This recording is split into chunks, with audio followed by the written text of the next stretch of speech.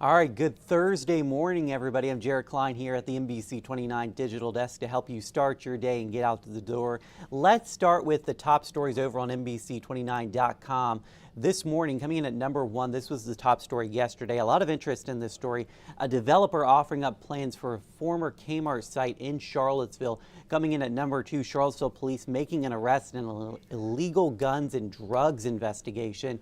And then at number three, a man wins $2 million in the lottery nearly 2 years after a $1 million win. That is one lucky man right there. All right, let's get to our top story. An 18-year-old from Nelson County is in jail without bond this morning after police say they found drugs, guns, and cash at a home on Cleveland Avenue in Charlottesville. Take a look. This is the picture of what they found that was released by the police department. Included in this, 1,600 pills containing fentanyl, 200 grams of meth, more than 400 grams of cocaine, 3 pounds of pot, and 9 firearms, including an AR-15 pistol with no serial number and an AK-47. Also found nearly $5,000 in cash. Shaheem Mitchie of Arrington is facing a slew of charges. He is in Albemarle County Regional Jail this morning. Well, the Charlottesville-Albemarle Technical Education Center Foundation is concerned about the dissolved co-ownership of the center.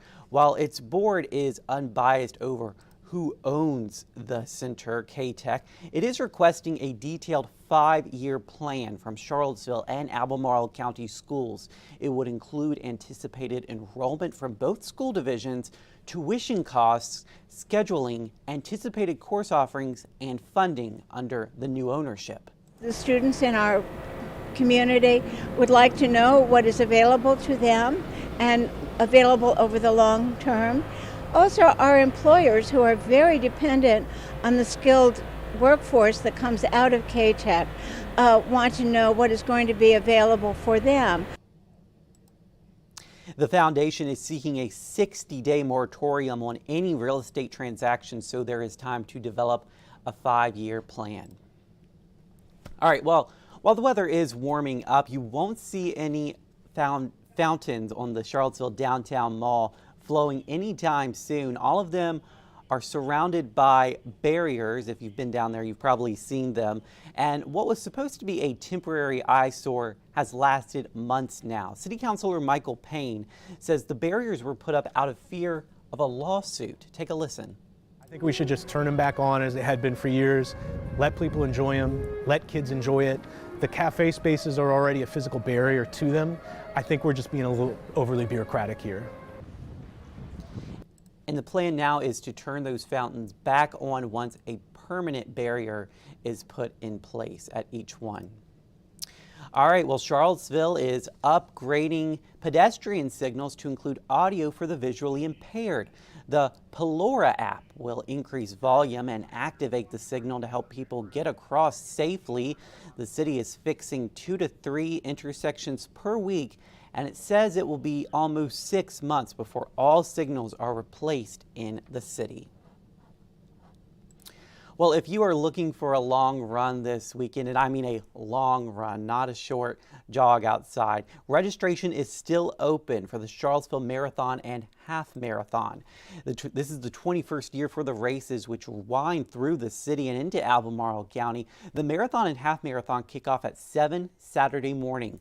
Organizers consider this a destination race given the scenery along the Rivanna and the historic neighborhoods it passes through. More enjoyable for the runners because, you know, there's a river, there are things, there are birds and views. So it's just a great course. It's a great way to show off 26 miles of Charlottesville without shutting off the city, basically.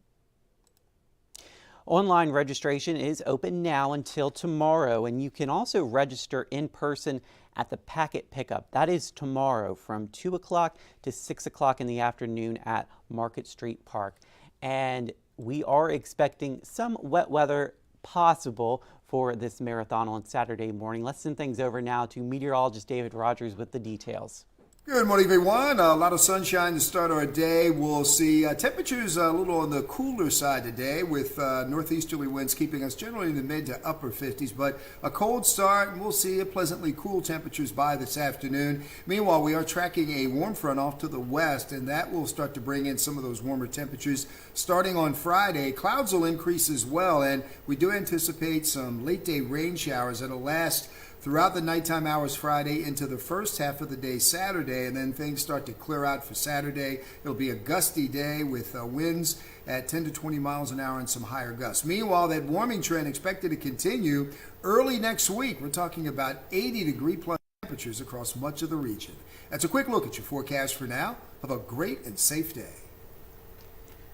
All right, thank you, David. And here's a look at that 7-day forecast by Michael and Son Heating. Yeah, as David mentioned, that rain moving in Friday evening with showers and then lasting through Saturday morning. But it is supposed to clear out for our Saturday, leaving behind some windy conditions, a high of 76 and a high of 63. Looks like a great Palm Sunday with sunny skies. But getting back to today, we're looking at a high of 59 with sunny skies outside. Hey, I hope you guys do have a great Thursday out there.